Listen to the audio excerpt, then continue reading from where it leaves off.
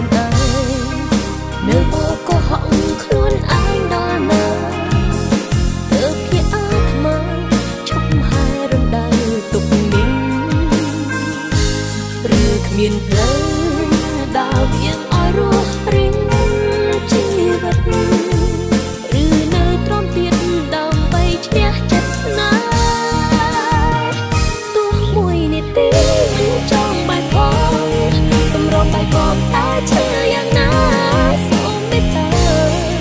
ជីវាយល់ចិត្តស្រីអូនសូមប៉ុណ្ណឹងតើបានតែថ្លៃព្រមនៅកំដរឲ្យបាត់និស្ស័យមិនទៀងទាអ្វីវេលាចុងក្រោយផងតែចេញចង់ពេលមួយដែលចិត្តស្រីឆ្អើបងស្នេហ៍បងស្អប់តែចិត្តខ្លួនឯងបងមិនដែលចេះគិតក្រែងស្រីម្នាក់ព្យាយាមដល់ផ្លូវរួមបងឆ្ងល់ខ្លួនឯងនៅមកក៏ហក់ខ្លួនឯង